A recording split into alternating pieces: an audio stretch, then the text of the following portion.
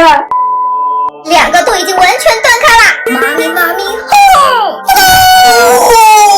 绳子是不是完好无损啊？一人一个小魔术。今天我要表演的是断绳还原术哦。我今天表演的是人体三分术。你们这些魔术啊，都没我的魔术厉害。今天我要来给大家表演断臂术，听起来有点诡异啊。那还是先来看我的吧。先来给你们检查一下，我的这根绳子是一根普通的不能再普通的绳子了。那我来看看，确实是一根普通的绳子。接下来把这个绳子穿进这个小盒子里，噔噔，穿进去了。接下来别眨眼睛，我要1秒切断它。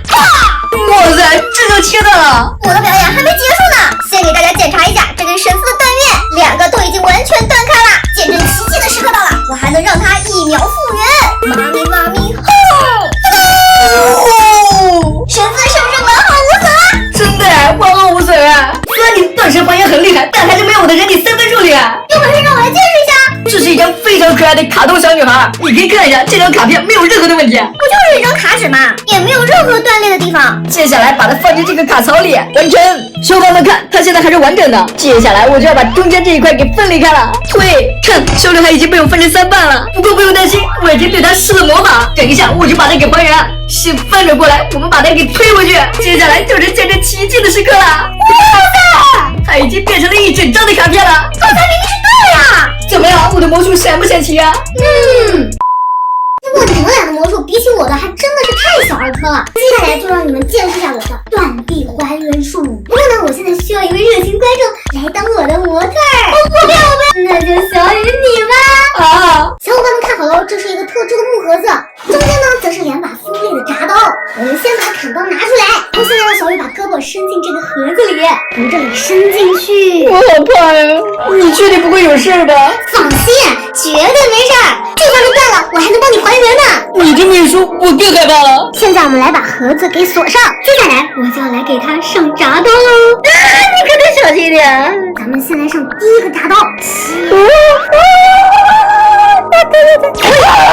第2块铡刀，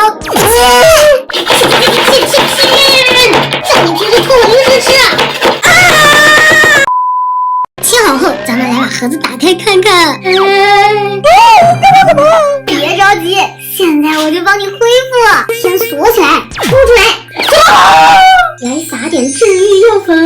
好了，现在你的手已经被我连接上了，你可以把你的手抽开试试看喽。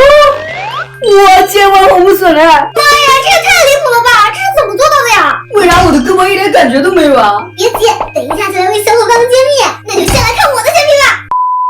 这个魔术的神奇之处都在这个盒子里，只要我上下拉扯，里面都会出现断绳哦。所以啊，断的根本就不是我手上的这根绳子。这下你们明白了吧？